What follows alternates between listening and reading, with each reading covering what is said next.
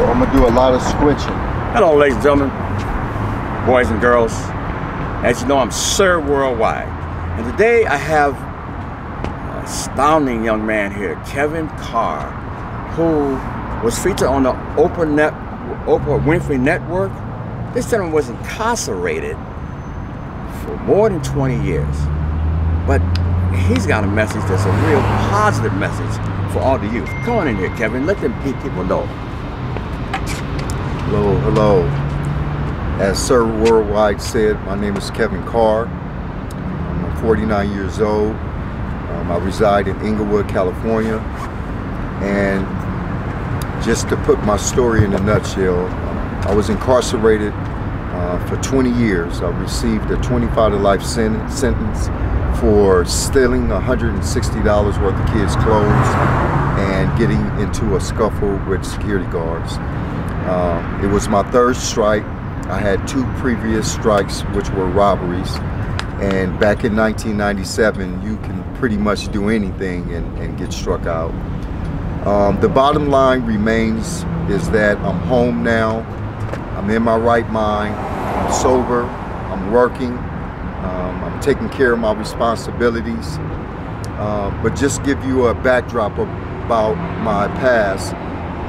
I grew up in South Central LA, never gangbanged, but I grew up in the midst of Crips and Bloods. But it was my choice growing up not to get involved in gangs. Not saying that I was any better than the next man, but it kept me out of a lot of trouble in my youth. In my senior year in high school, I began to smoke crack cocaine, and it led me to a downhill spiral of crime and stealing and burglaries, and eventually I was given multiple sentences for my past. In the midst of me growing up in South Central, I was an athlete. I didn't have a bad upbringing, but because I was spoiled and wanted to do what I wanted to do, I ventured off in a dark place. In the midst of my addiction, I did a lot of things that wasn't legal. I tried my best to get sober. I tried to reach out to different people, but to no avail. So eventually I ended up with a 25 to life sentence. But one thing about it is that prison made me a better man. I was able to get involved in groups, anger management, parenting, victim awareness programs. I also was in a group called Real Choices, where I was able to work with the youth in the Bay Area that was on their way to prison. And so that was a good experience for me, because I was able to give back and to tell the youth the things I went through as a youngster, the peer pressure that I endured growing up amongst the Crips and Bloods. But ultimately, I wanted to explain to the youth about getting involved in programs, getting involved in activities that will keep them busy, because I contribute that to my upbringing. I didn't have time to gangbang because I was at football practice or baseball practice or out dancing. I grew up a dancer. I used to break dance back in the 80s.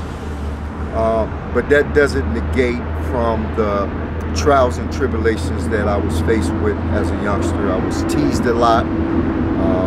I was called out my name growing up in Hawthorne, California back in the 70s, when there wasn't a lot of blacks that grew up in that area.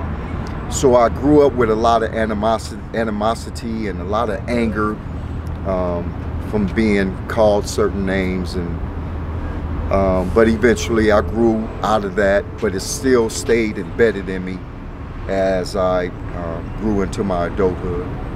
And so the main message today that I want to speak on is that since I've been home, God has given me grace to find a job, to get a car, have a car, and I'm working on getting my own place.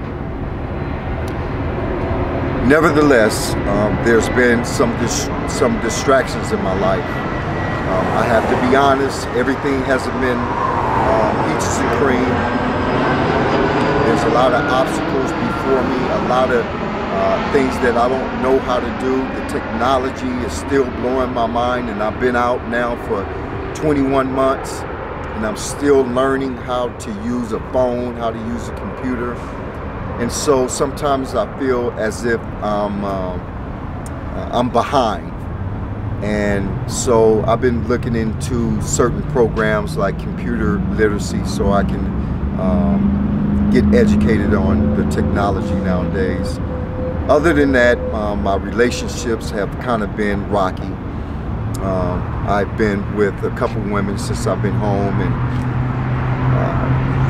the relationships didn't work. And I wouldn't blame the women, I would blame myself, because I still have a lot of residual effects from being incarcerated for 20 years. Lack of patience, still spoiled. I want everything my way, and when things don't go my way, I get upset. And these are things that I know I need to work on being back in society.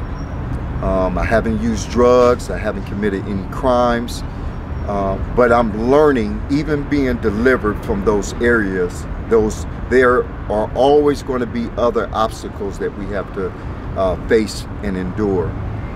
And so I just want to put it out there that despite me having my freedom and my liberty, there still remains responsibilities. I have a family that loves me. I have a family that looks up to me. I've connected with a few family members that needed counseling. Some family members that just wanted to talk to me about my incarceration and what was that like. My kids, I lost a son almost a year ago. My son Jason was murdered in LA. He was gunned down, and that was very hard to lose a child being out for 6 months. And now I'm dealing with losing my grandmother 5 months ago, who was my backbone, my rock, my everything. I had to bury my grandmother about 5-6 months ago. And so, but all in all, I'm still standing, I'm still going forward, I'm still taking care of business. People mourn and grieve differently, but God has prepared me to be strong through it all. And right now I'm taking care of my mother, who is ill with cancer and ALS. So that's another obstacle that I'm faced with. But the message is, even in the midst of trouble, trials, and tribulations and afflictions, we have to remain standing. We have to remain focused. I have a couple projects that I'm doing right now, and I'm going to be doing a Where Is He Now, just to let the people know what I've been going through and experiencing since I've been home these 21 months. So I want everybody to stay tuned to CARR Worldwide. It's given me an opportunity to put my story out there, and the rest will remain silent, because I'm doing a book, so I don't want to talk about too much that I'm going to have in the book. But God bless you, and thank you for listening. Kevin, I want to thank you, my brother, for speaking to us, to the young people, because you're a hero, my brother. You are a hero because you did the time. And your message to these young people who are on the fence about right and wrong, that's needed. We need more people like you to step up and say, look, get your act together. Don't go in that direction. Love you, my brother. Love you too, man. Yes. Thank you. Thank you. I appreciate you. Subscribe. Like this. You want to talk to Kevin? Send a message.